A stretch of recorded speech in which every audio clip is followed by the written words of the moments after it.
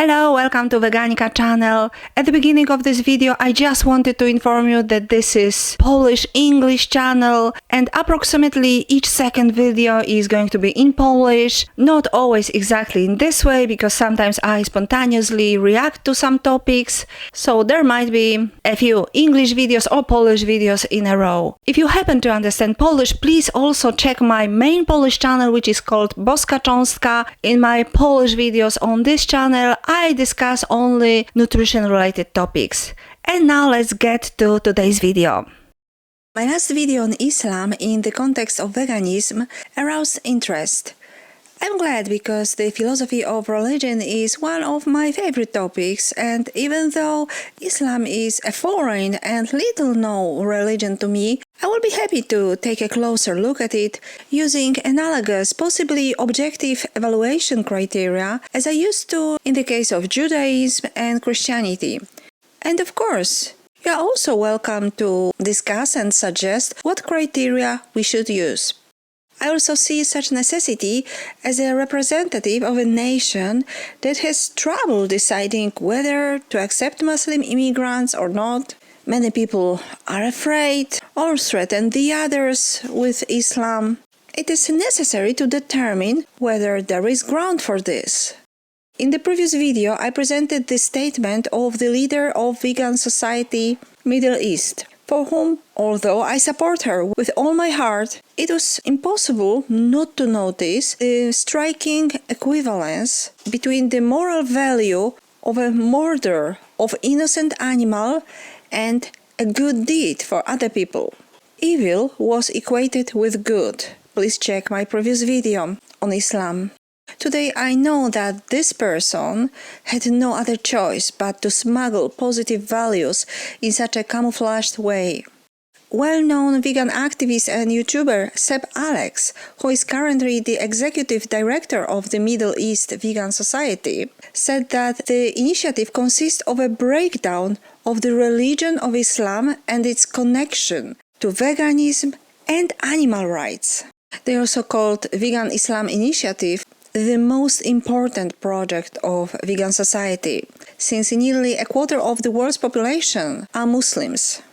I'm sure they will find many empathic, open-minded people there ready to accept vegan values. However, is it going to be easy for them?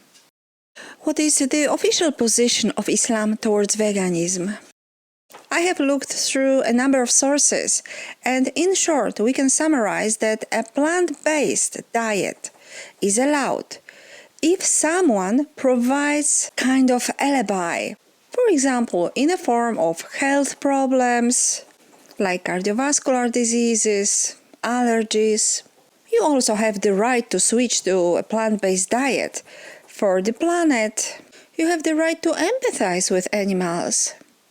However, you have no right to say that there is something wrong with killing animals and eating their bodies. In other words, plant-based diet is accepted, but veganism, defined as moral stance opposing exploitation of animals, is forbidden. We hear about cases of persecution of Muslims who decided to become vegan by their fellow Muslims or even their families. On the Muslim Doctor's channel, Raise Your Deen with Dr. Shukrah, I'm not sure how to read it, I came across such an explanation. Eating meat is permissible, and to say it is not is going against Islam. So you have the right to choose to eat plant-based food, but you have no right to even suggest that there might be something wrong in killing and eating animals. On another Islamic website, I read such a statement: no one has the authority to forbid what Allah has permitted. No one is allowed to forbid what Allah has permitted. Fortunately, we can find several things which Allah has permitted but are forbidden by modern societies. If you look just at the Quran, you will get the indication that you can have sexual intercourse with a 5-year-old. The reason why it's haram to have sexual intercourse with a 5-year-old is not found in the Quran at all. If you just read the Quran, it is halal, it would be halal to have sexual intercourse with a 5-year-old. The Quran doesn't say anywhere in the Quran that the woman has to be pubescent.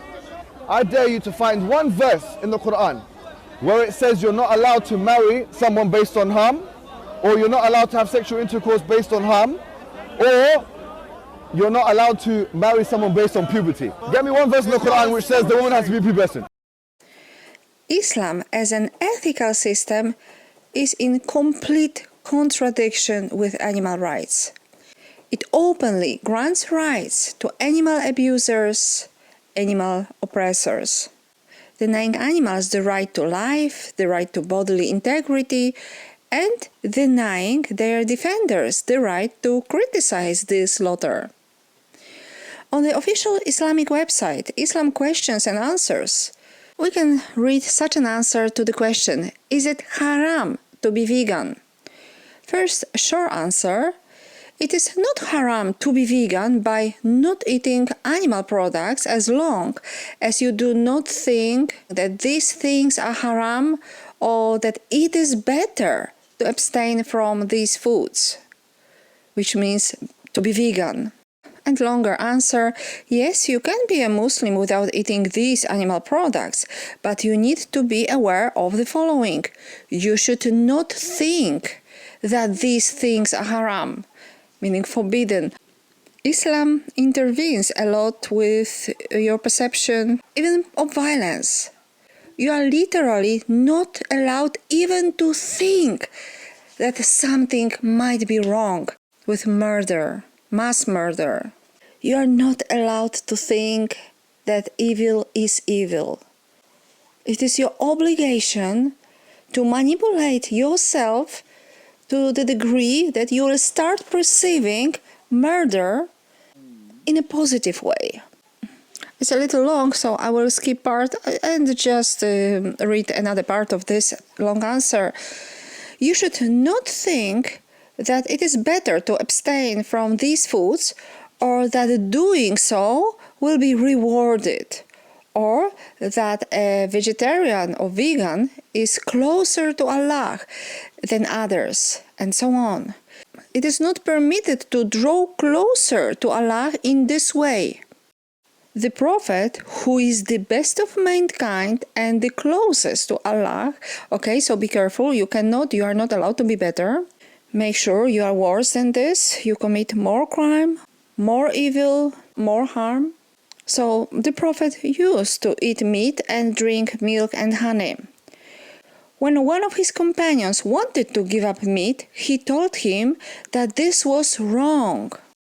Anas reported that there was a group of the companions of the Prophet, one of whom said, "I will never marry women." Another said, "I will not eat meat." Another said, "I will not sleep on a bed." Look how immoral it is to make a comparison between decision not to commit a murder and the decision not to sleep on a bed. It is blasphemy. But let's continue.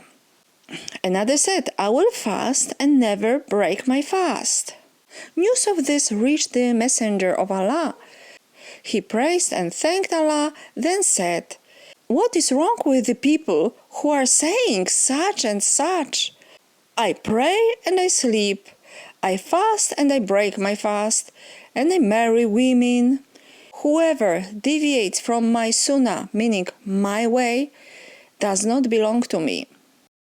Strong words. Can you sense contempt and condemnation towards those who want to be decent people? Just decent people.